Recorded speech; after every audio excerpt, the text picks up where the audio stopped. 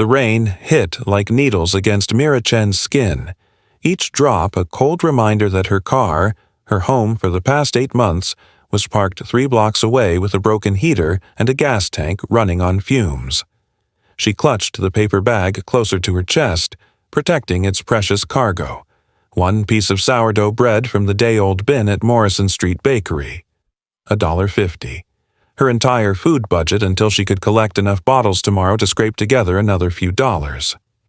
Her stomach growled, a hollow ache she'd learned to ignore most days, but tonight felt different. Sharper, more desperate. The November wind cut through her thin jacket, the same one she'd worn when she still had an apartment, when she still had a teaching job, when she still had a life that made sense. That was before the school district cut funding, before her elementary school closed, before the eviction notice, before everything fell apart like dominoes she couldn't stop falling. Mira ducked under the bakery's awning, water streaming from her dark hair, and started to unwrap the bread. Her hands shook. From cold or hunger she couldn't tell anymore. The smell hit her first, yeasty and warm even though the bread had gone stale. Her mouth watered. Just 1 bite. Just enough to stop the gnawing emptiness. Then she heard it. A whimper. Soft, barely audible over the rain's percussion against pavement. Mira froze, bread halfway to her mouth. The sound came again, weaker this time, from the narrow alley beside the bakery.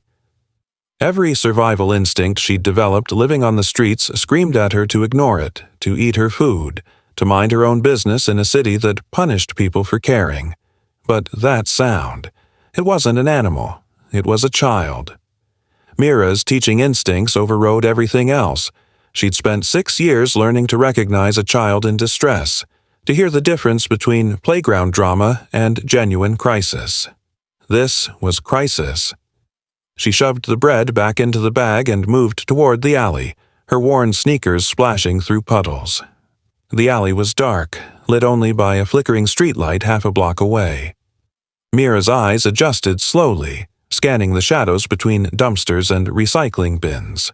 There, a small shape huddled against the brick wall, barely visible in the darkness. Mira's breath caught.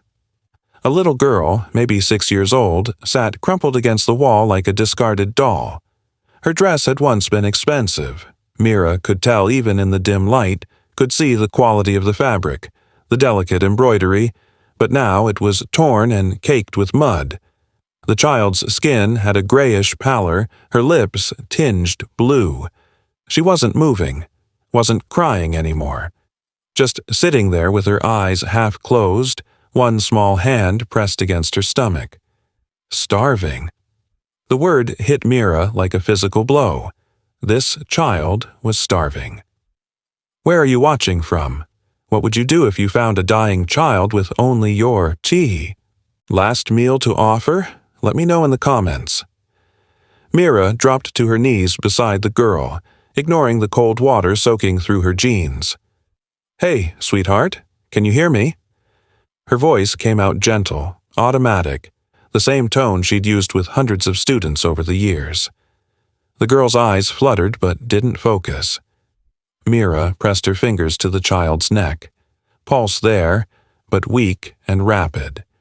The girl's skin felt like ice. 3 people had already walked past the alley entrance in the last 30 seconds. Mira had seen them, their faces illuminated by phone screens, eyes deliberately averted. Nobody wanted to get involved. Nobody wanted to see. But Mira saw. She always saw. The girl's lips moved, forming a word so quiet Mira had to lean in to hear it. Mama. Something broke inside Mira's chest. She thought of her own mother, dead 5 years now from cancer, remembered how her mother had given her the last of everything when times were hard, remembered the worn children's book her mother had pressed into her hands the day before she died, whispering, "Never stop being kind, Mira, even when the world makes it hard." Mira looked at the bread in her bag. Her last meal. She'd been counting on it, had planned to make it last 2 days if she was careful. Her stomach cramped with hunger, reminding her of her own desperate need. Then she looked at the child's face, at the hollow cheeks and sunken eyes, at the way her small body trembled with a weakness that went beyond cold. There was no decision to make. There had never been a decision. Mira unwrapped the bread with shaking hands. The girl needed food, but she was too weak to chew properly. Mira could see that immediately. She pulled out her water bottle, the one she'd filled at a gas station bathroom that morning, and broke off a small piece of bread. She softened it with water, working it between her fingers until it formed a paste that would be easier to swallow. "Hey, sweetheart, I need you to open your eyes for me." Mira kept her voice calm, steady, even as panic clawed at her throat. This child was in serious trouble. How long had she been out here? Where were her parents? "I have some food. Can you try to eat a little bit?" The girl's eyes opened slightly, unfocused and glassy. Mira supported her head gently, brought the softened bread to her lips. "Just a tiny bite, that's all. Nice and slow." At first, nothing happened. Then the girl's lips parted slightly, and Mira carefully placed a small amount of the bread mixture in her mouth. "That's it. Good girl. Just let it dissolve. You don't even have to chew." It took 30 minutes. 30 minutes of patient coaxing, of breaking off tiny pieces, of softening them with water, of waiting for the girl to swallow each bite. Mira talked the whole time, using every technique she'd learned teaching first graders, every trick for calming frightened children. She told stories, sang soft songs, kept her voice warm and constant. The rain never stopped. Water ran down Mira's back, soaked through her clothes, but she barely noticed. Her entire world had narrowed to this child, to keeping her alive, to getting food into her system one painful bite at a time. Gradually, the girl's eyes began to focus. Her hand, which had been limp at her side, suddenly gripped Mira's wrist with surprising strength. The touch was desperate, clinging, the grip of someone who'd been drowning and just found something solid to hold on to. "It's okay," Mira whispered, blinking rain from her eyes. "I've got you. You're going to be okay." She didn't know if that was true. Didn't know if half a piece of stale bread would be enough, if this child needed a hospital, if she was already too far gone. But she kept talking, kept feeding her tiny amounts, kept holding her upright against the wall. The girl managed to swallow another bite, then another. Color began to return to her lips, just slightly. Her breathing evened out. Mira wrapped her in the only blanket she owned, a thin fleece thing she kept in her car for the coldest nights, and pulled the child against her chest, sharing what little body heat she had. "What's your name, sweetheart?" Mira asked softly. The girl's voice was barely a whisper. "Anya." "Anya, that's a beautiful name. I'm Mira." She stroked the girl's matted hair, felt her relax slightly into the embrace. "Where's your mama, Anya?" The girl's face crumpled. "Gone. Mama's gone." Dead or missing, Mira couldn't tell, but the grief in those two words was unmistakable. She held Anya tighter, rocking slightly, the way she'd comforted countless crying children in her classroom. "It's okay. You're safe now, I promise." That's when she heard the engines. The sound cut through the rain. Multiple vehicles moving fast, tires squealing as they took the corner. Mira's head snapped up, instincts screaming danger. She pulled Anya closer, pressed them both back against the wall, suddenly aware of how vulnerable they were in this dark alley. 4 black SUVs screeched to a stop at the alley entrance, blocking it completely. Doors flew open before the vehicles had fully stopped. Men poured out. Mira counted 12, maybe more, all dressed in dark suits despite the rain, all moving with military precision. And all of them were armed. Mira's heart hammered against her ribs. She wrapped both arms around Anya, who had gone rigid with fear, and tried to make herself smaller against the wall. This was bad. This was very bad. She'd heard stories about gang violence in this neighborhood, about turf wars and innocent people caught in crossfire. The men fanned out, weapons drawn, scanning the alley with tactical efficiency. Then one of them shouted something in Russian, and they all stopped, turned, looked directly at Mira and Anya. A man emerged from the lead SUV. Even through the rain and darkness, Mira could see he was different from the others. Taller, maybe. 6'2", with broad shoulders that filled out his expensive suit. His hair was dark, touched with gray at the temples, and a scar ran from his left eyebrow down to his cheekbone. He moved with absolute authority, and every single one of those armed men deferred to him instantly. He took 3 steps into the alley, then stopped. Froze completely. His eyes locked onto Anya, and Mira watched his face transform. Watched raw terror and overwhelming relief war across his features in the space of a heartbeat. Anya. The word came out broken, barely recognizable as speech. Then he was running, actually running, his careful control shattering as he dropped to his knees in the puddle beside them. Anya, baby, oh God! His hands reached for the child, then stopped inches away, trembling. He looked at Mira for the first time, and she saw his eyes, dark gray, red-rimmed, devastated. This wasn't a gang member. This was a father who'd thought his daughter was dead. Anya stirred in Mira's arms. Papa? I'm here, Malishka. Papa's here.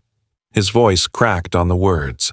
He gathered Anya into his arms with infinite gentleness, as if she might break, and pressed his face against her hair.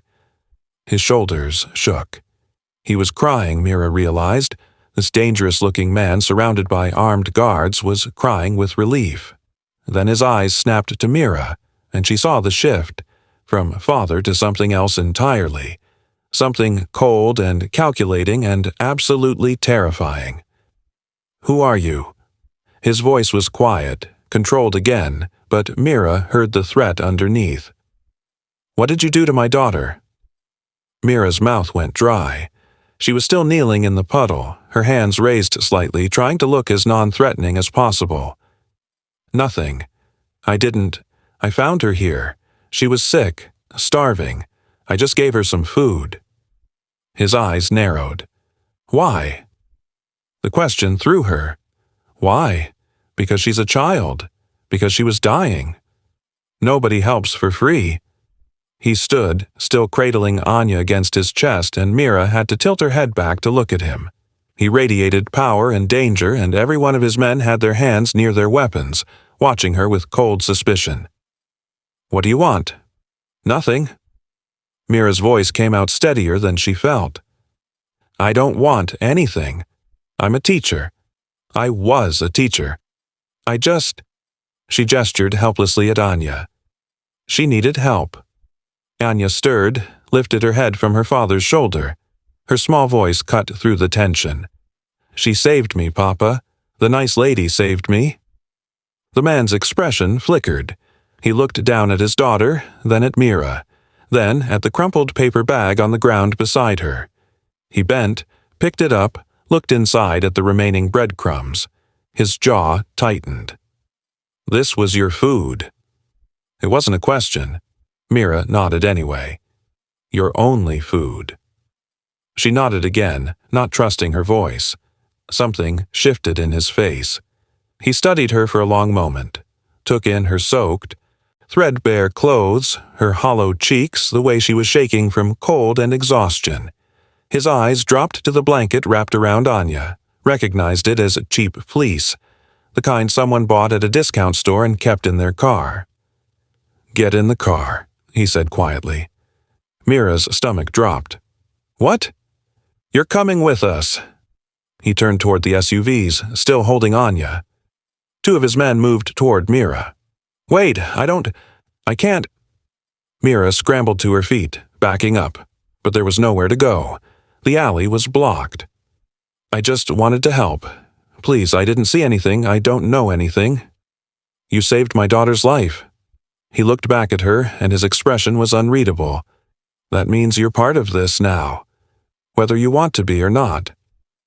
The men reached her. They weren't rough, but they were firm, their hands on her arms, guiding her toward the vehicles. Mira's heart raced. This was insane. She'd just been trying to help a child, and now she was being taken by armed men to God knows where. One of the men opened the rear door of the lead SUV. The interior was all black leather and tinted windows. The man, Anya's father, was already inside, still holding his daughter, speaking to her softly in Russian. He looked up at Mira as the men guided her into the seat across from him. "My name is Dante Volkov," he said, his accent more pronounced now. "And you just became the most important person in my world." The door closed. The SUV started moving, and Mira realized with growing horror that her life, her small, desperate, barely surviving life, had just changed in ways she couldn't begin to understand. The car ride passed in tense silence. Dante held Anya close, murmuring to her in Russian, while Mira sat frozen across from them, acutely aware of the armed man in the front passenger seat and the 3 vehicles following behind them. The city lights blurred past the tinted windows. They were heading away from downtown, toward the hills where the wealthy lived in gated communities and private estates. Mira's mind raced. Dante Volkov. The name meant nothing to her but the way his men moved, the expensive vehicles, the guns. This wasn't normal. This wasn't legal. She'd stumbled into something dangerous, and she had no idea how to get out. Anya had fallen into an exhausted sleep against her father's chest. Dante's hand moved constantly over her hair, her back, as if reassuring himself she was really there. His face had softened looking at her, but when his eyes flicked to Mira, they were sharp and assessing. "Where did you find her?" he asked quietly. "In the alley, behind Morrison Street Bakery. She was just sitting there against the wall." Mira's voice sounded strange to her own ears, too high. "How long was she missing?"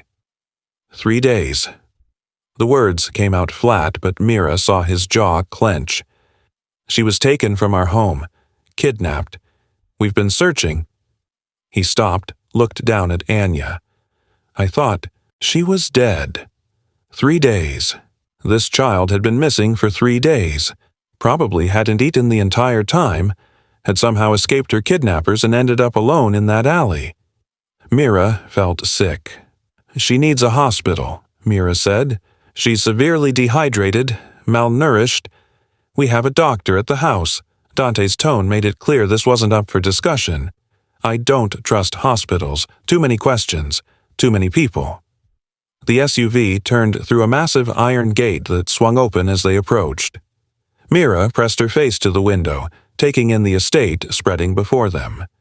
The mansion was enormous. 3 stories of classical architecture lit up like a palace. Manicured lawns stretched in every direction, and she could see armed guards patrolling the perimeter. This wasn't just wealth. This was fortress-level security. They pulled up to the front entrance where more people were waiting. A woman in her 50s who looked like a housekeeper, a man with a medical bag, several more security personnel. The moment the car stopped, Dante was out, carrying Anya toward the house. The doctor hurried after him. Mira sat frozen in the SUV until someone opened her door. The man from the front seat, older, with graying hair and cold eyes, gestured for her to exit. "Come." She climbed out on shaky legs, following the group into the mansion. The entryway alone was bigger than any apartment Mira had ever lived in. Marble floors gleamed under crystal chandeliers.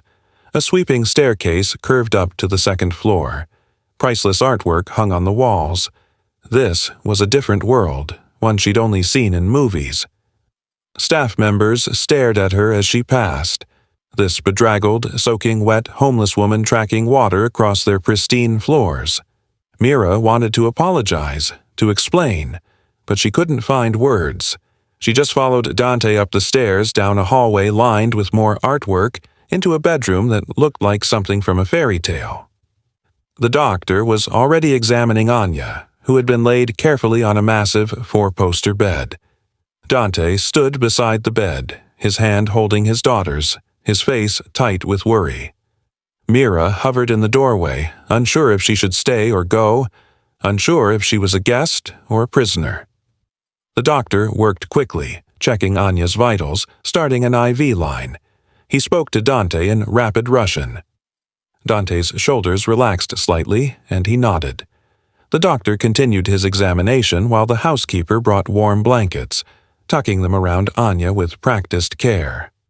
After 20 minutes, the doctor stepped back and spoke to Dante in English, probably for Mira's benefit. "She's dehydrated and malnourished, but she'll recover. No permanent damage. Whoever fed her likely saved her life. Another few hours without food or water." He trailed off meaningfully. Dante's eyes found Mira across the room. Something flickered in his expression. Gratitude, maybe, or calculation. "Thank you, doctor. Stay close tonight. I want her monitored." The doctor nodded and left. The housekeeper followed. Suddenly, it was just Dante, Anya, and Mira in the enormous bedroom. The silence stretched. "Sit," Dante said, gesturing to a chair near the bed. It wasn't a request. Mira sat, her wet clothes squelching against the velvet upholstery. She felt ridiculous, out of place, terrified. Dante pulled a chair close to the bed, positioning himself between Mira and his daughter, and studied her with an intensity that made her skin prickle. "Tell me everything," he said, "from the beginning. Don't leave anything out." So Mira told him, about living in her car, about the bakery, about the bread that was supposed to be her dinner, about finding Anya in the alley, about the 30 minutes of patient feeding, about the way the little girl had gripped her wrist like a lifeline. She told him everything except how scared she'd been, how hungry she still was, how much she wanted to run from this place and never look back. Dante listened without interrupting, his face unreadable. When she finished, he was quiet for a long moment. "You're homeless," he said finally. "Yes." "You're a teacher." "Were a teacher." "I was. My school closed. Budget cuts. I couldn't find another position fast enough, and—" She stopped. He didn't need her sob story. "And you gave my daughter your last food." His voice was soft, but there was something dangerous underneath. "Why?" "I already told you. She's a child. She was dying." "That's not a reason." He leaned forward. "People walk past dying children every day in this city. They don't stop. They don't help. They certainly don't give up their own survival for a stranger. So I'll ask again. Why did you help her?" Mira met his eyes. "Because I'm a teacher. Because I spent 6 years learning to see children, to notice when they're in trouble, to care when no one else does. Because my mother taught me that kindness matters, even when, especially when, it costs you something." Her voice strengthened. "Because I couldn't live with myself if I walked away." Dante stared at her for a long moment. Then, unexpectedly, he smiled. It transformed his face, made him look younger, less dangerous. "You're either the most genuine person I've ever met, or the best liar." "I'm not lying." "I know." He stood, moved to the window, looked out at his estate. "Anya hasn't spoken more than a few words since her mother died 2 years ago. She doesn't trust anyone, doesn't let anyone close." He turned back to Mira. "But she trusted you. In 30 minutes you did what therapists and specialists couldn't do in 2 years." Mira didn't know what to say to that. "I need you to stay," Dante continued. "Help her recover. Be with her. She's traumatized by the kidnapping and I—" His voice roughened. "I don't know how to fix this. I can protect her, but I can't reach her. You can. I'm not a therapist. I'm just a teacher. You're what she needs." He named a figure that made Mira's head spin. $50,000 a month. Full room and board, security, anything you need. Stay until she's better. Help her heal.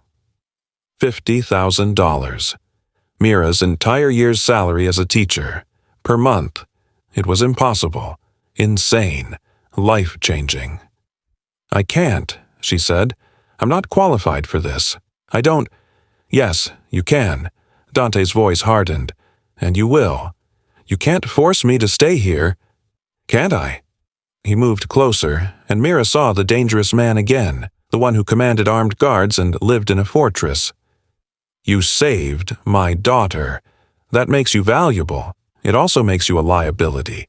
You've seen this place. You've seen my men. You know my face, my name. You know my daughter is vulnerable." He leaned down, his hands on the arms of her chair, caging her in. "I can't let you leave now. It's not safe. Not for you, and not for us." Mira's breath caught.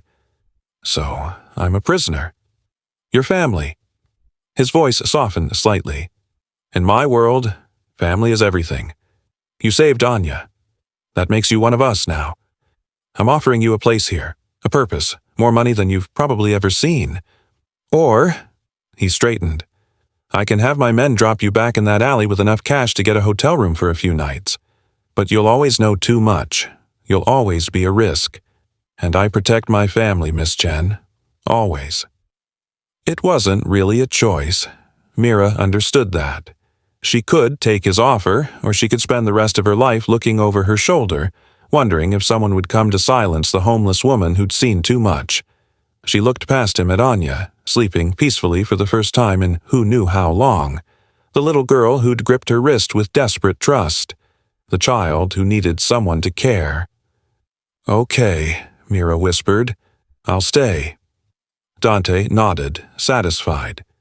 "Good. Maria will show you to your room. Get some rest. We'll talk more in the morning." He pressed a button on the wall and the housekeeper appeared within seconds. Maria looked at Mira with a mixture of curiosity and wariness, but her voice was kind. "This way, miss." Mira followed her out of Anya's room, down another hallway to a bedroom that was larger than the entire car she'd been living in. It had a massive bed with silk sheets, an attached bathroom with a soaking tub, a walk-in closet, and windows overlooking the estate gardens. It was beautiful, luxurious, completely surreal. "Mr. Volkov said to provide you with anything you need," Maria said. "I'll bring some clothes in your size, toiletries, whatever you require. There's food in the kitchen if you're hungry." Hungry? Mira almost laughed. She was starving. She'd given away her only food hours ago and her stomach felt like it was eating itself. "Thank you," she managed. Maria left. Mira stood in the center of the room, dripping water onto the plush carpet, and tried to process what had just happened. This morning, she'd woken up in her car, scraping together change for bread. Tonight, she was standing in a mansion, employed by a man who was clearly involved in something criminal, trapped in a world she didn't understand. She should be terrified. She was terrified. But she was also thinking about Anya's small hand gripping her wrist, about the way the little girl had whispered, "Nice lady saved me," about the trust in those young eyes. Mira walked to the bathroom, caught sight of herself in the mirror. She looked like hell, hollow-cheeked, hollow-eyed, her clothes hanging off her thin frame. 8 months of homelessness showed in every line of her face, but her eyes were the same. Still the eyes of a teacher who couldn't walk past a child in need. She turned on the shower, letting the bathroom fill with steam. As the hot water hit her skin, the first hot shower in months, Mira let herself cry. For her lost life, for her fear, for the impossible situation she'd landed in. But also for relief, for warmth, for the knowledge that tonight she'd sleep in a real bed instead of her car. And for Anya, who'd been found alive because Mira had been in the right place at the right time with her last piece of bread. At 2 a.m, Mira woke to the sound of her door opening. She jerked upright, heart pounding, reaching for a weapon she didn't have. Then she saw the small figure silhouetted in the doorway. "Anya?" The little girl stood there in clean pajamas, clutching a stuffed bear, her face wet with tears. "Bad dreams," she whispered. Mira's heart broke. She pulled back the covers. "Come here, sweetheart." Anya ran across the room and climbed into the massive bed. Mira gathered her close, feeling how small she was, how fragile. The child buried her face in Mira's shoulder and sobbed, deep, shaking sobs that spoke of days of terror and trauma. "I've got you," Mira murmured, stroking her hair. "You're safe now. I promise you're safe." "Don't leave," Anya begged. "Please don't leave me. I'm not going anywhere." Mira held her tighter, rocking slightly. "I'm staying right here." She sang the lullaby her mother used to sing to her, the one about stars and dreams and tomorrow's promises. Anya's sobs gradually quieted. Her breathing evened out. She fell asleep still clinging to Mira. Her small body finally relaxed. Mira lay awake, holding this child who had somehow become her responsibility in the space of a few hours. She thought about Dante's words. "Your family now." She thought about the $50,000 a month, about the danger she'd sensed, about the life she'd left behind in that alley. She thought about the choice she'd made, to stay, to help, to step into this impossible world. And she thought about Anya's whispered plea, "Don't leave me." Mira closed her eyes and held the sleeping child closer. Whatever came next, whatever dangers lurked in Dante Volkov's world, she'd made her decision. She was staying. For Anya. For this little girl who needed someone to care. For the first time in 8 months, Mira fell asleep feeling like she had a purpose again. Morning came with soft light filtering through expensive curtains. Mira woke to find Anya still curled against her, breathing softly, one small hand fisted in Mira's borrowed nightshirt. The clock on the nightstand read 7:15 a.m. In her old life, Mira would have been waking up cramped and cold in her car, calculating how many bottles she needed to collect to afford breakfast. Now she was in a bed that probably cost more than her car, holding a child who'd somehow become her entire world overnight. A soft knock at the door made Anya stir. "Come in," Mira called quietly. Maria entered carrying a tray laden with food, eggs, toast, fresh fruit, juice, coffee. The smell made Mira's stomach clench with hunger. "Good morning, miss. Mr. Volkov asked me to bring breakfast. He'd like to see you in his study at 9, if that's acceptable." "Of course. Thank you." Maria set the tray on a side table, her eyes softening when she saw Anya. "The little one found you in the night? She had bad dreams. She hasn't slept well since—" Maria stopped, glanced at Anya. "Since her mother passed. Mr. Volkov will be pleased to know she slept peacefully with you." After Maria left, Mira gently woke Anya. The child's eyes opened slowly, then widened with momentary panic before she recognized Mira and relaxed. "You're still here." "I told you I would be." Mira smoothed Anya's tangled hair. "Are you hungry? Maria brought us breakfast." They ate together on the bed, Anya taking small, careful bites while Mira forced herself not to devour everything in sight. The food was incredible. Fresh, perfectly prepared, more than Mira had eaten in a week.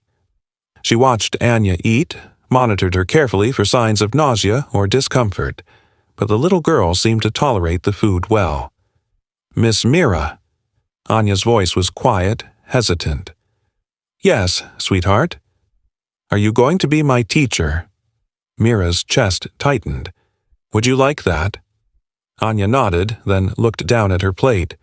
"Everyone else is scared of Papa, but you're not." "I think your Papa is very protective of you. That's not scary. That's love." "Mama used to say that too." Anya's voice dropped to a whisper. "Before she got sick." Mira set down her coffee, gave Anya her full attention. "Do you want to talk about your mama?" Anya shook her head quickly, but her eyes were bright with tears. Mira didn't push. Instead, she changed the subject, asking about Anya's favorite things, her interests, what she liked to do. Slowly, the child opened up, talking about drawing, about the garden, about the library downstairs that had more books than she could count. At 9 o'clock, Mira left Anya with Maria and made her way through the mansion to Dante's study. The house was enormous, and she got lost twice before a security guard, young, professional, armed, directed her to the right hallway. She knocked on the heavy wooden door. "Enter." Dante's study was all dark wood and leather, with floor-to-ceiling bookshelves and a massive desk that looked like it cost more than a car. He stood at the window, phone to his ear, speaking rapid Russian. When he saw Mira, he ended the call and turned to face her. In daylight, he looked different. Still dangerous, still imposing, but less like a monster and more like a man. He'd shaved, changed into a fresh suit, but there were dark circles under his eyes. He hadn't slept. Sit. He gestured to a chair across from his desk. Coffee? I've had some, thank you. He poured himself a cup from a silver service, added nothing to it, and sat behind his desk. For a moment, he just studied her, and Mira fought the urge to fidget under his scrutiny. Anya slept in your room last night, he said finally. She had nightmares. I hope that was okay. It's more than okay. Something flickered across his face. Relief, maybe, or gratitude. She hasn't slept through the night since the kidnapping. Since her mother died, really. The fact that she sought you out, that she trusted you enough to sleep. He stopped, cleared his throat. Thank you. She's a special child. She is. He set down his coffee. Which is why I need to be very clear about the situation you're in, Miss Chen. May I call you Mira? Yes. Mira, I'm going to be honest with you because I think you're intelligent enough to have figured most of this out already. He leaned back in his chair. I run an organization that operates outside the law. I won't go into details, for your own protection as much as mine, but you need to understand that my world is dangerous. I have enemies. Powerful enemies. The people who kidnapped Anya were rivals trying to hurt me by taking what I love most. Mira's hands tightened in her lap. Did you find them? We're working on it. His voice went cold. They'll be dealt with. She didn't ask what dealt with meant. She didn't want to know. The point is, Dante continued, Anya is always at risk, which means anyone close to her is at risk. By staying here, by becoming a part of her life, you're putting yourself in danger. I can provide security, protection, but I can't guarantee absolute safety. You need to understand that. I understand. Do you? He leaned forward. Because once you're in this world, it's very difficult to leave. People will know your face. They'll know you're important to me, to Anya. That makes you a target. That makes you leverage. Mira thought about the armed guards, the fortress-like estate, the way Dante's men moved with military precision.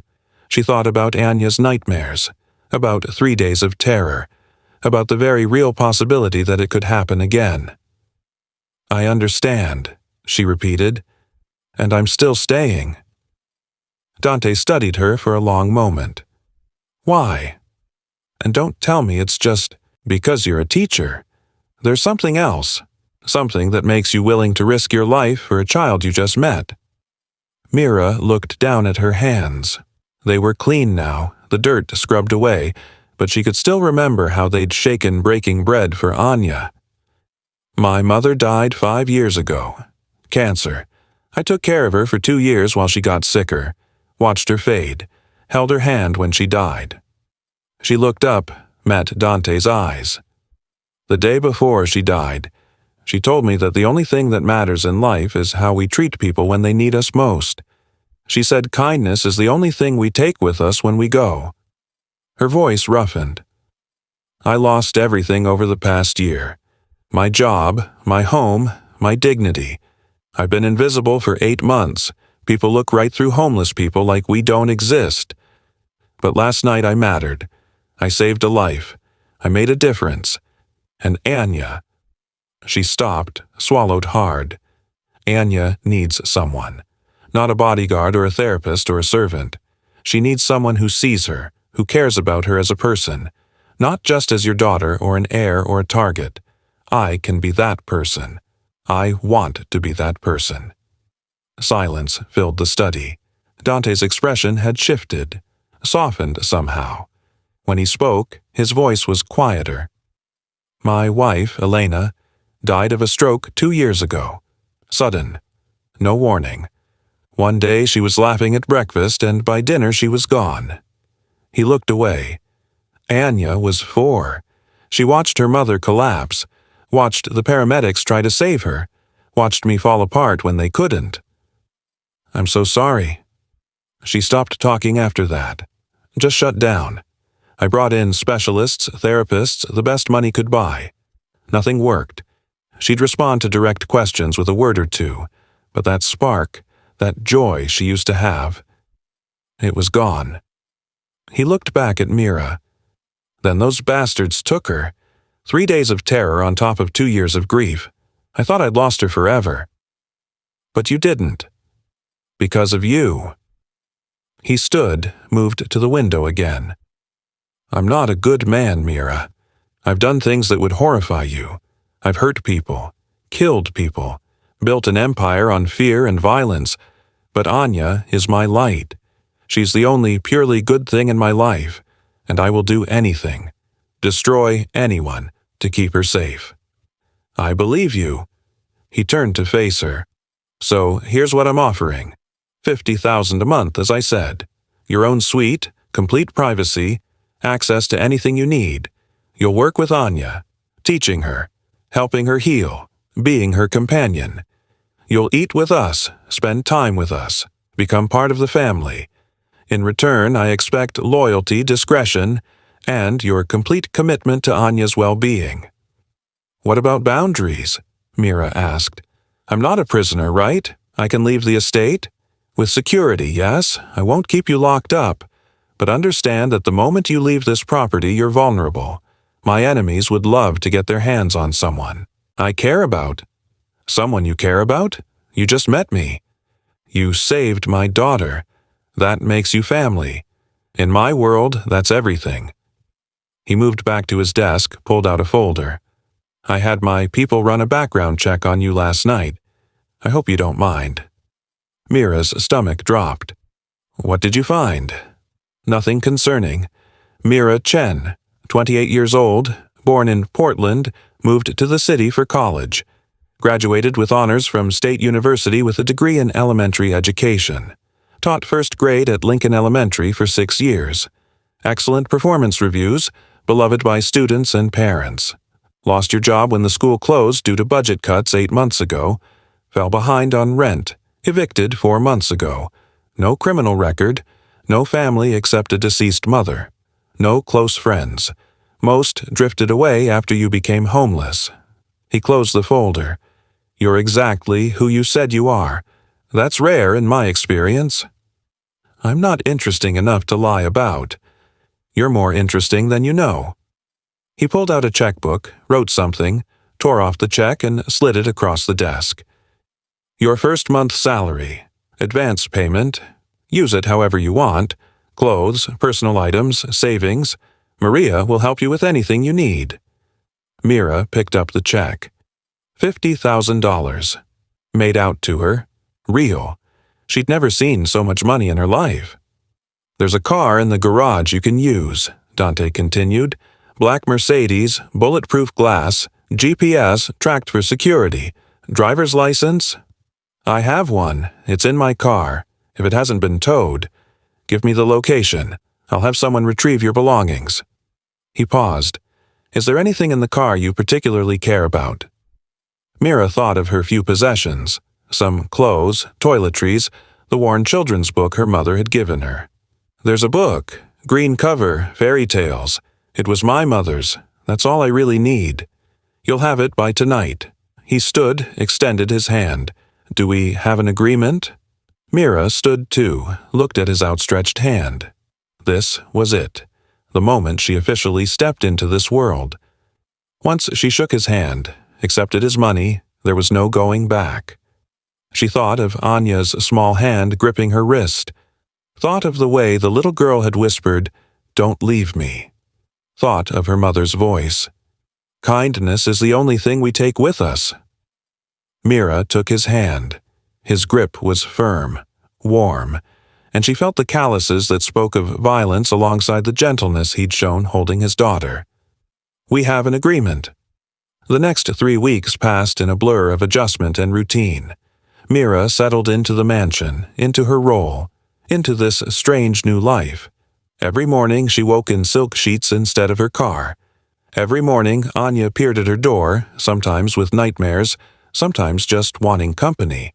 And every morning they had breakfast together, just the two of them, building trust one meal at a time. Mira created structure for Anya, the kind of routine children need to feel safe. Breakfast at 8, lessons from 9 to noon, lunch, quiet time, activities in the afternoon, dinner with Dante when he was available, bedtime at 8:30. She used every teaching technique she knew, every trick she'd learned over 6 years of working with young children. Anya responded slowly at first. She'd answer questions with single words, wouldn't make eye contact, kept her drawings dark and violent. Houses on fire, stick figures crying, shadows with teeth. Mira didn't push. She just stayed consistent, patient, present. She taught Anya math using garden flowers, counting petals, measuring stems. She taught reading with fairy tales, letting Anya choose the stories. She taught art without judgment, letting the dark drawings flow out, knowing they were part of healing. And she taught trust by being there, day after day, never leaving, never breaking a promise. The staff watched her with initial suspicion that gradually warmed to acceptance. Maria became an ally, helping Mira navigate the household, explaining the unspoken rules. The security team, 12 men who rotated shifts, treated her with professional respect, though she caught them watching her sometimes, assessing, wondering what this homeless teacher was doing in their boss's home. And Dante. Dante was everywhere and nowhere. He'd disappear for days on business she didn't ask about, then return exhausted and grim. But he always made time for Anya. Always had dinner with them when he was home. Always kissed his daughter goodnight. He watched Mira, too. She felt his eyes on her during meals, caught him observing from doorways when she worked with Anya. But he never interfered, never questioned her methods. He'd hired her to help his daughter, and he let her do it. 3 weeks in, everything changed. It was a Thursday afternoon, and Mira was in the library with Anya, reading together on the window seat. Rain drummed against the glass, not the desperate downpour of that first night, but a gentle autumn rain. Anya was curled against Mira's side, following along as Mira read from a book about a brave princess who saved her kingdom. Thunder rolled across the sky. Anya stiffened. "It's okay," Mira said softly. "Just a storm." Thunder again, louder. Anya's breathing quickened. Her hands clenched the book. "Anya? Sweetheart, what's wrong?" "They came in the rain." Anya's voice was barely a whisper. "The bad men. It was raining when they broke the windows, when they grabbed me." Mira's heart clenched. She set down the book, turned to face Anya fully. "You're safe here. I promise you're safe." But Anya wasn't hearing her. Her eyes had gone distant, lost in memory. "I screamed for Papa, but they put something over my mouth. Everything went dark, and when I woke up, I was in a room with no windows. They didn't give me food. They didn't—" Her voice broke. "They didn't care that I was scared." Thunder crashed directly overhead. Anya started to shake, then to hyperventilate. Tears streamed down her face. "I want Mama! I want Mama! Why did Mama leave me?" Mira pulled her close, but Anya fought her, pushing away, curling into a ball on the window seat. She was having a full panic attack, her small body racked with sobs, her breathing too fast, too shallow. "Anya, listen to my voice. Just my voice." Mira kept her tone calm, steady, even as her heart raced. "You're here with me. You're safe. Feel my hand on your back? That's real. The storm is just noise. It can't hurt you." But Anya couldn't hear her. She was lost in trauma, reliving 3 days of terror. Mira did the only thing she could think of. She gathered Anya into her lap, held her tight, and started to sing. The same lullaby from that first night, the one her mother had sung to her. At first, nothing. Anya kept sobbing, kept shaking. But Mira didn't stop. She sang through the thunder, through the rain, rocking Anya gently, her voice steady and sure. Gradually, Anya's breathing began to slow. Her sobs quieted. She stopped fighting and melted into Mira's embrace. "That's it," Mira murmured. "Just breathe with me, in and out. You're so brave, Anya, so incredibly brave." "I was scared," Anya whispered against her shoulder. "I know. Being brave doesn't mean you're not scared. It means you keep going even when you are." "Were you scared? In your car?" The question surprised Mira. She'd never told Anya about living in her car, but the child must have overheard something. "Yes," she answered honestly. "I was scared every night. Scared of being cold, of being hungry, of being alone. But you helped me anyway. Because you needed help more than I needed to be safe." Anya pulled back, looked up at Mira with red-rimmed eyes. "You're my best friend." The words hit Mira like a physical blow. Her eyes filled with tears. "You're my best friend too, sweetheart." Then Anya smiled. Actually smiled, bright and genuine and full of the joy that had been missing for so long. "Really? Really?" Mira wiped tears from Anya's cheeks, then her own.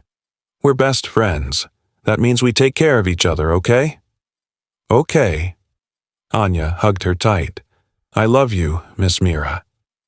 Mira's breath caught. She hadn't expected this, hadn't prepared for how deeply she'd come to care about this child in just 3 weeks. "I love you too, Anya." Movement in the doorway made Mira look up. Dante stood there, his hand braced against the doorframe, his face a mixture of emotions she couldn't read. His eyes were bright, with tears, she realized with shock. He'd witnessed the whole thing. Their eyes met across the library. Something passed between them, something Mira couldn't name but felt all the way through her chest. Then Dante cleared his throat, straightened, and walked into the room. "How are my girls?" His voice was rough. "We're okay, Papa." Anya turned to him, still in Mira's lap. "I had scary thoughts, but Miss Mira made them better." "I see that." He knelt beside the window seat, eye level with his daughter. "I'm proud of you, Malishka, for being brave, for talking about what scared you. Miss Mira says brave people are scared too. Miss Mira is very wise." His eyes flicked to Mira again, held her gaze. Very wise indeed. That night, after Anya was asleep, Mira found herself unable to rest. She wandered the mansion, ending up in the kitchen for tea. The house was quiet, most of the staff gone for the night, only security awake and patrolling. She was sitting at the massive kitchen island, cradling a mug of chamomile, when Dante appeared in the doorway. He'd changed into casual clothes, jeans and a black t-shirt that showed the muscled arms usually hidden by suits. He looked younger like this, more human. "Can't sleep?" he asked. "Just thinking." He poured himself coffee at midnight, which explained the exhaustion in his eyes, and sat across from her. For a moment, they just sat in comfortable silence. "What you did today," he said finally. "With Anya. That was—" He stopped, shook his head. "I've never seen her open up like that. Never seen her smile like that. She's healing. It takes time. 2 years of specialists couldn't do what you did in 3 weeks." He looked at her, really looked at her, and Mira felt heat rise in her cheeks. "You're remarkable, Mira Chen. I'm just doing my job." "No, you're not." He leaned forward. "You're giving her something I can't, something money can't buy. You're giving her genuine love. She makes it easy." "Does she?" His voice softened. "Or are you just the kind of person who loves easily? Who sees a starving child and gives them your last food? Who moves into a criminal's house and treats his daughter like she's your own?" Mira set down her mug, met his eyes. "What are you asking me?" "I'm asking." He stopped, ran a hand through his hair. "I'm asking if you're real. If this is real. Because in my world, everyone wants something. Everyone has an angle. But you just keep giving. Keep caring. Keep being exactly who you seem to be. And I don't know what to do with that. I'm not angling for anything. I know, That's what terrifies me." He stood abruptly, paced to the window. "My wife died, and I shut down. I focused on business, on building my empire, on protecting what was mine. I forgot how to feel anything except anger and fear. But watching you with Anya, seeing her come back to life..." He turned to face her. "You're bringing light back into this house, into both of us." Mira's heart hammered. "Dante, I'm not saying this to make you uncomfortable. I'm saying it because you deserve to know the impact you're having. On Anya, yes, but on me, too." He moved back to the island, braced his hands on the marble. "You make me want to be better. To be the kind of man who deserves to have someone like you in his life. You're a good father. That's who you are. I'm a killer, Mira. I've done terrible things. I'll do terrible things again to protect my family. You should be afraid of me. I'm not." And she realized it was true. She'd seen his violence, understood his danger, but she wasn't afraid. "I see who you are with Anya. That's the real you. You're wrong. The violence is real, too. I know, but so is the love." She stood, moved around the island toward him. "People aren't just one thing, Dante. You can be dangerous and loving, violent and gentle, you're both." He stared at her, something raw and vulnerable in his eyes. "How do you do that?" "Do what?" "See the best in people, even people like me." "I see the truth in people. All of it." She stopped a foot away from him, close enough to feel the heat radiating from his body. "And the truth is, you love your daughter more than anything. You'd die for her. You'd kill for her. That's not evil. That's love." "Mira." Her name came out rough. He reached up, cupped her face with one large hand. His thumb brushed her cheekbone, and she shivered. "You're dangerous. Me. You make me hope. Make me want things I thought I'd buried with Elena." His hand dropped. He stepped back, putting distance between them. "I should go. This isn't... I'm not... It's okay," Mira said softly. "I understand." "Do you?" He looked at her with something like desperation. "Because I'm not sure I do. I'm not sure of anything anymore except that you've become essential. To Anya, yes, but to me too. And that's terrifying." He left before she could respond, disappearing into the dark house. Mira stood alone in the kitchen, her face still warm where he'd touched her, her heart racing with something she wasn't ready to name. She was falling for him, for this dangerous, complicated, devoted man, and she had no idea what to do about it. The next 2 weeks brought a new kind of tension to the house. Dante became more present, joining them for breakfast, working from home more often, finding excuses to be near them. But he also maintained careful distance from Mira, never touching her again, keeping their conversations focused on Anya. Mira told herself it was for the best. She was here for Anya, not for a romance with her employer, but she felt his eyes on her constantly, felt the pull between them growing stronger. Anya thrived.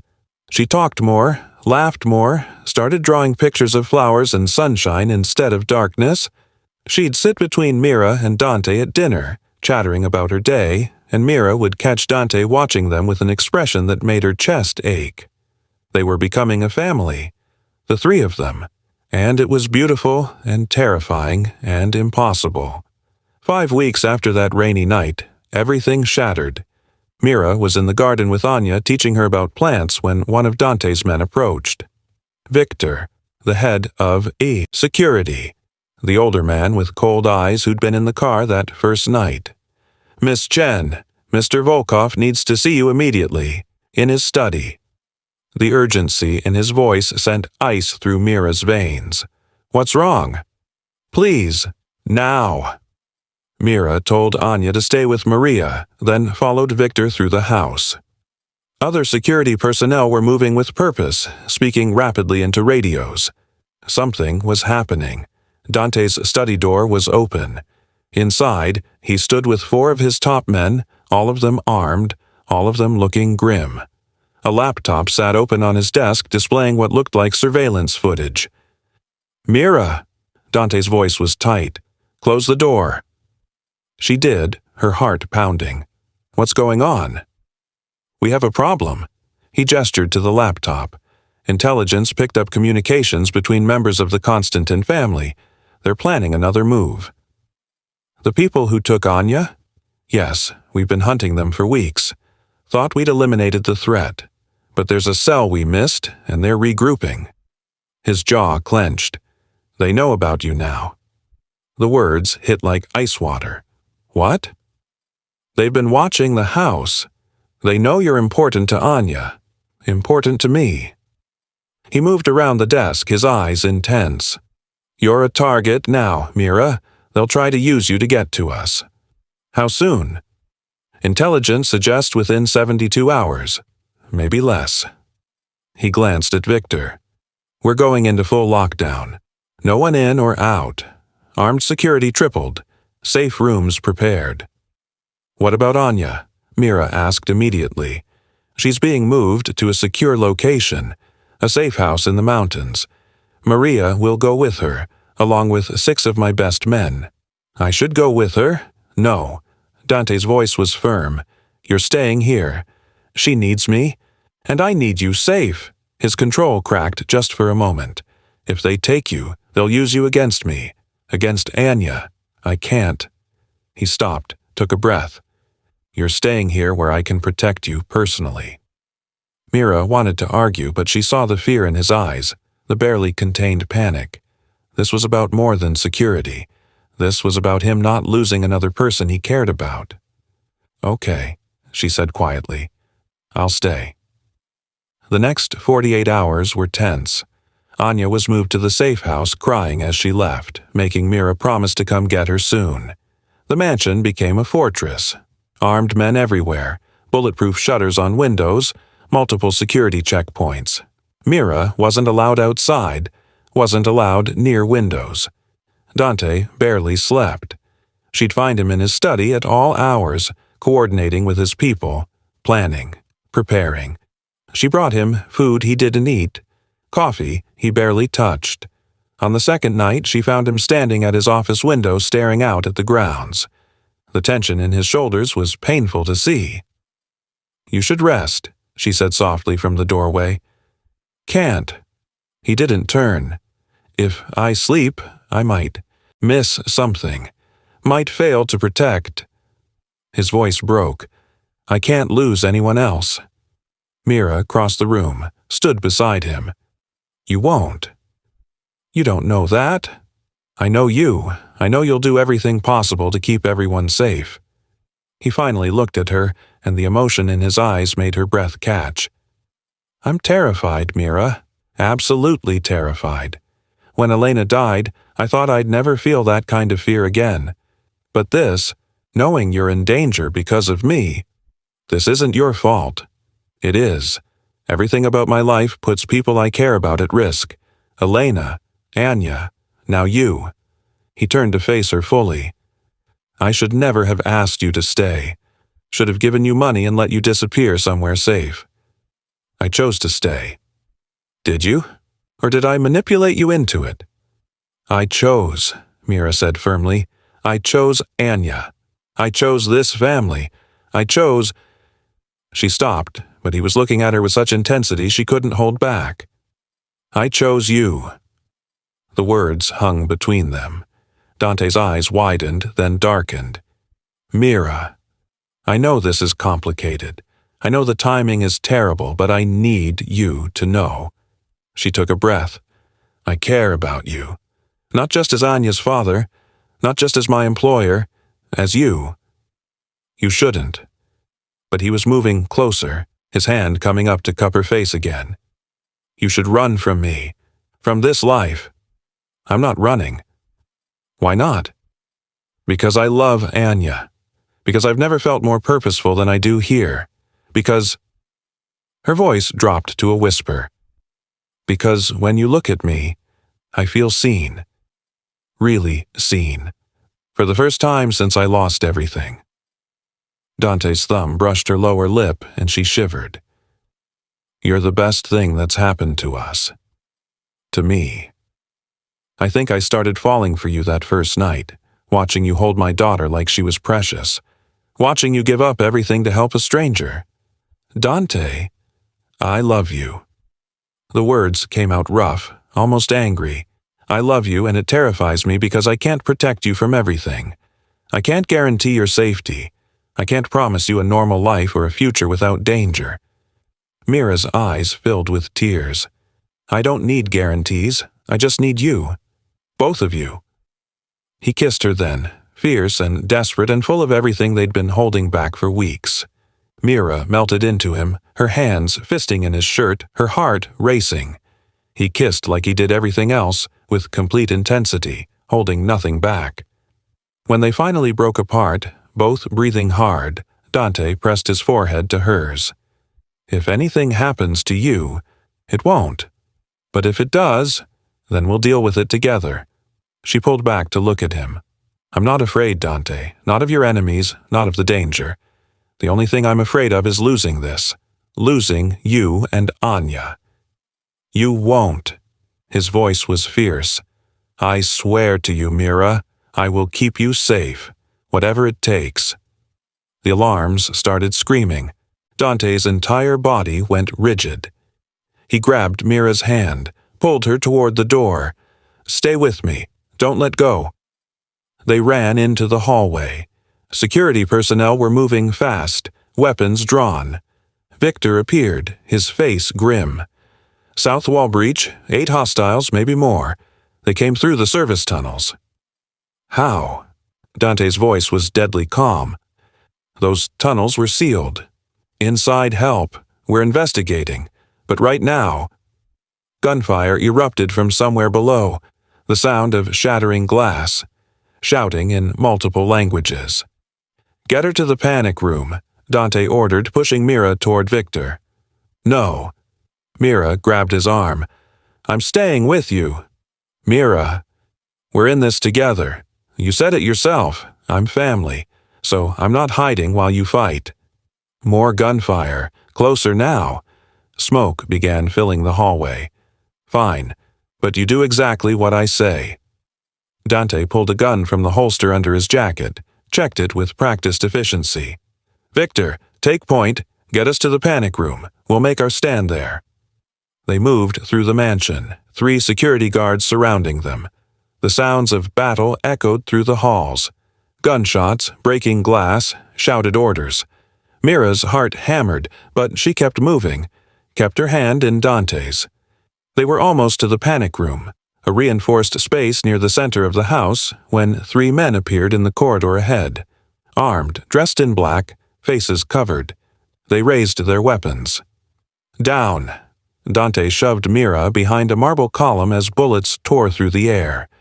Victor and the other guards returned fire. The noise was deafening. Dante kept himself between Mira and the attackers, his body a shield.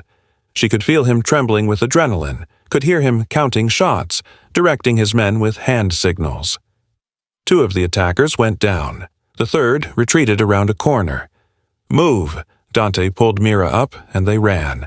The panic room was just ahead, a reinforced door at the end of the hall. Victor reached it first, started entering the code.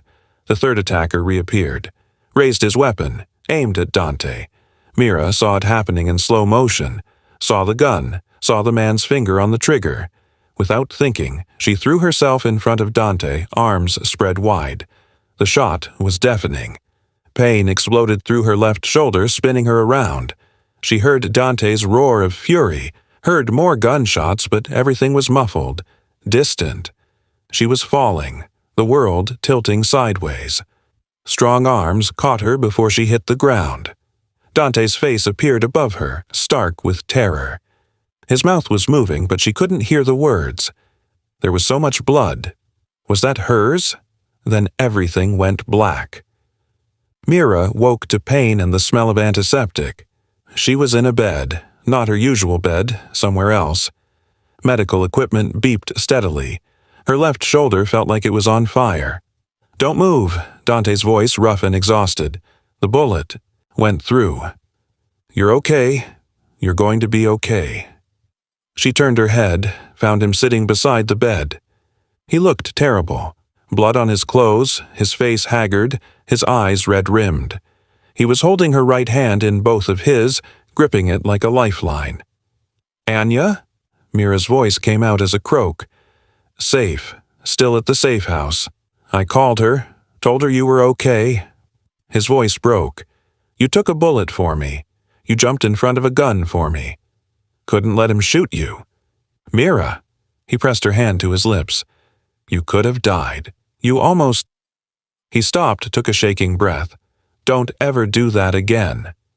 "Can't promise that." She managed a weak smile.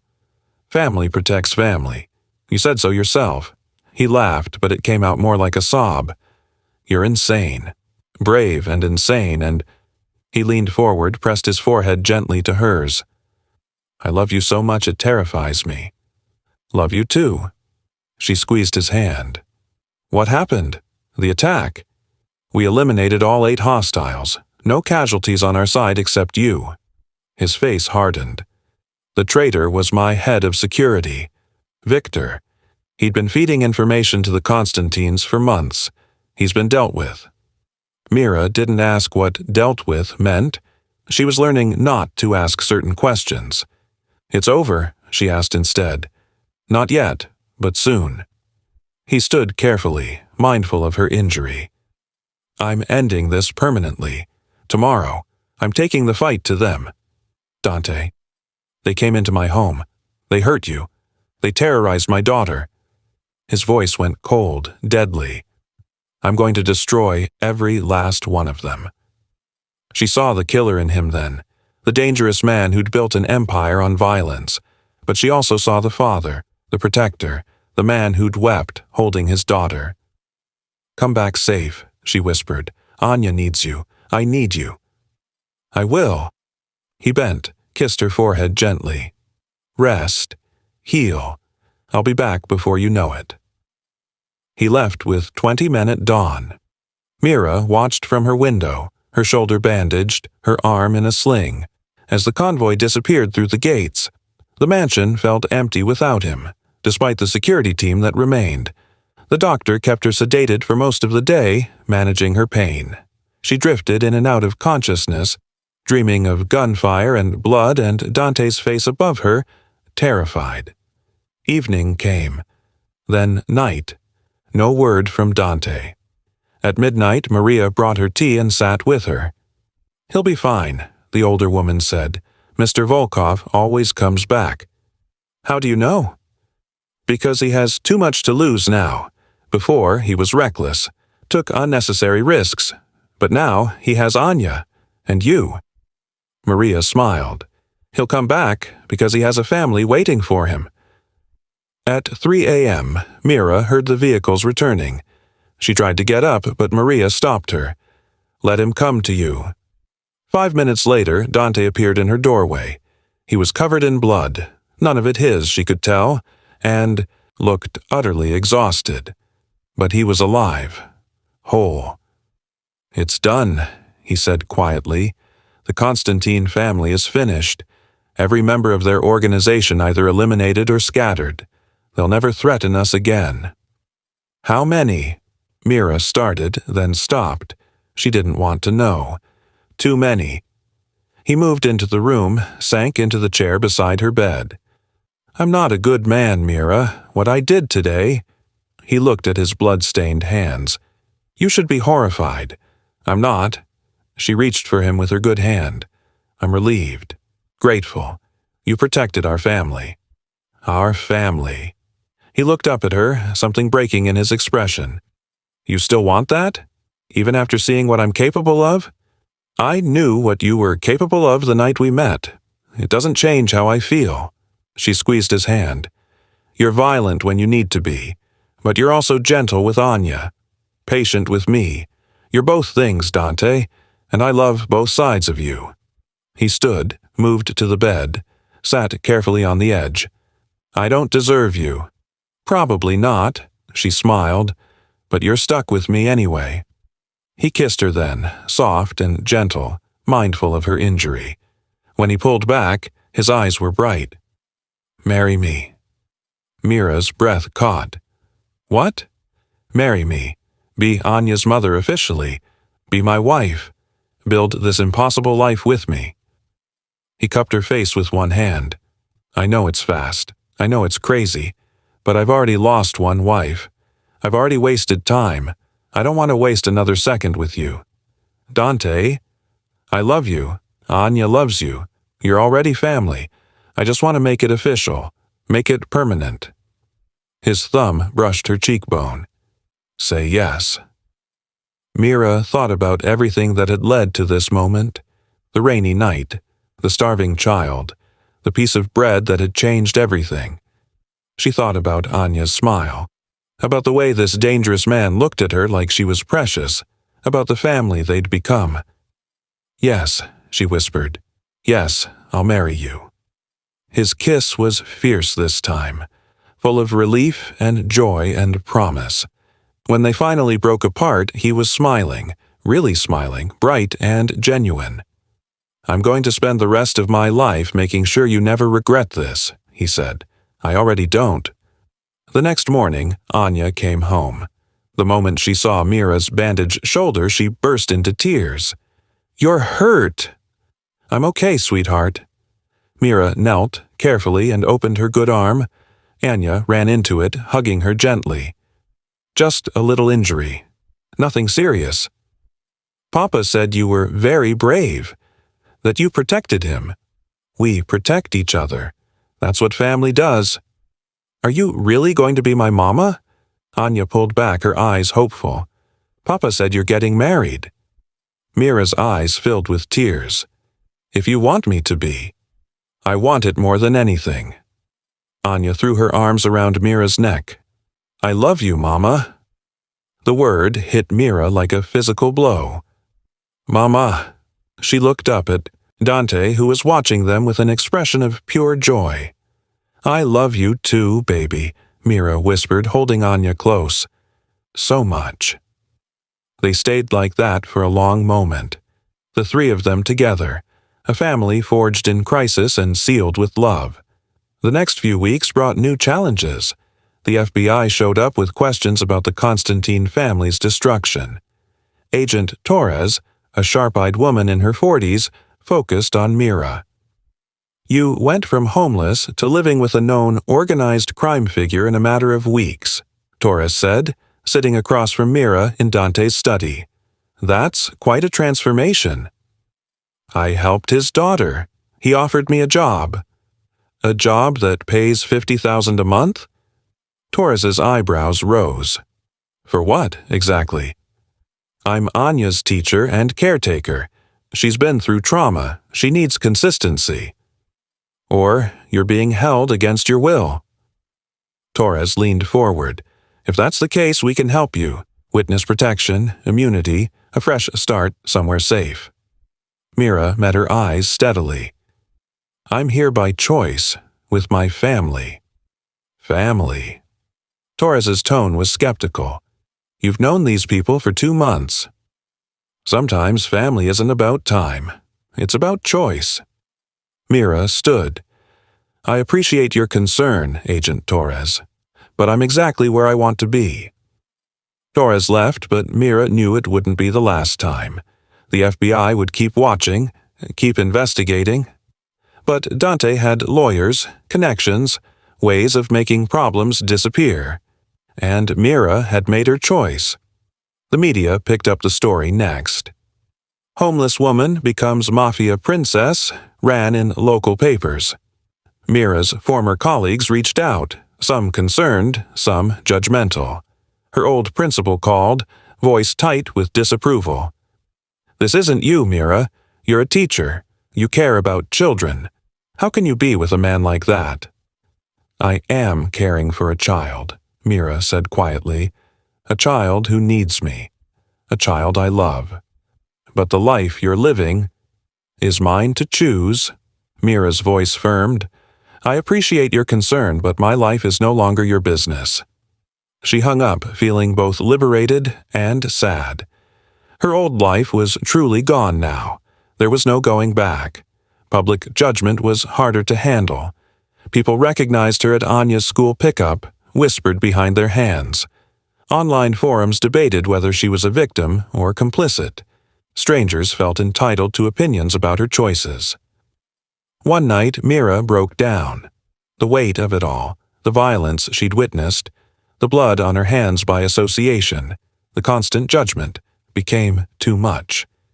She sat in her room, crying, questioning everything. Dante found her there. He didn't say anything, just gathered her into his arms and held her while she sobbed. "I miss teaching," she admitted. "I miss my old life. I miss being normal." "I can still let you go," he said quietly. "Set you up somewhere safe, somewhere you can teach again. Have a normal life." "No." Mira pulled back, wiped her eyes. "I don't want normal. I want this. I want you and Anya. Sometimes it's hard. I know." He tucked her hair behind her ear. "But we'll get through it together." 3 months after that rainy night, Dante proposed properly. He took Mira and Anya to Morrison Street Bakery, the place where everything had started. But it looked completely different. Renovated, expanded, transformed. "I bought it," Dante explained as they walked through the gleaming new space, "and I'm turning it into a community kitchen. Free meals for anyone who needs them. Job training programs. A place where people like you work and get help." Mira's eyes filled with tears. "Dante, you taught me that kindness matters, that helping people matters. This is my way of honoring that, of honoring you." He led her to the back, where a plaque hung on the wall. "The Mira Chen Community Kitchen, because one act of kindness can change everything." Anya appeared then, holding a small box. "Papa said I could help." Dante took the box, opened it to reveal a ring. Simple, elegant, perfect. He dropped to one knee right there in the kitchen. "Mira Chen, you saved my daughter. You saved me. You brought light back into our lives when I thought we'd lost it forever. Will you marry me? Will you let me spend the rest of my life trying to deserve you?" Mira looked at this dangerous, complicated, devoted man. Looked at Anya, bouncing with excitement. Looked at the community kitchen that would help hundreds of people in her name. "Yes," she said, laughing through tears. "Yes, of course yes." Anya cheered. Dante stood, slipped the ring onto her finger and kissed her while his daughter danced around them. They were married 6 months later in the mansion garden. Small ceremony. Only 50 guests, Dante's most trusted people, Anya's teachers, the staff who'd become family. 3 of Mira's former colleagues came too, the ones who'd looked past judgment to see her happiness. Anya was the flower girl, wearing pink silk and beaming with joy. She'd transformed over the past months, confident, happy, healed. She still had nightmares sometimes, still clung to Mira during thunderstorms, but she was thriving. Dante cried during his vows. Actually cried, standing in front of 50 people, his voice breaking as he promised to honor Mira's compassion, protect their family, support her dreams. Mira's vows were simpler. "I promise to love all of you, the father, the fighter, the man who weeps over his daughter. I promise to build a life of purpose with you. I promise to be Anya's mother in every way that matters. I promise to choose this family every single day." Their kiss felt like hope, like survival, like home. Life settled into a new rhythm. Mira ran the community kitchen full-time, teaching cooking classes to homeless women, hiring them as staff, giving them second chances the way she'd been given one. Dante shifted more of his business into legitimate enterprises, still powerful, still dangerous when necessary, but less directly involved in violence. Anya thrived. She was 8 now, confident and kind, top of her class. She volunteered at the community kitchen every week, learning her mother's values. She called Mira Mama naturally, without hesitation. The trauma of her early years had faded, replaced by security and love. Mornings were Mira's favorite time. Anya would run into their bedroom at 7, jump on the bed between them, and they'd all lie there together for a few minutes before starting the day. Dante would read the paper while Mira helped with homework. They'd have breakfast together always, no matter how busy the day ahead. One evening, 2 years after that rainy night, Mira was at the community kitchen when she spotted a teenage boy staring at the food through the window. He was thin, dirty, clearly homeless. She recognized that desperation, had lived it herself. She went outside, approached him gently. "Hi, are you hungry?"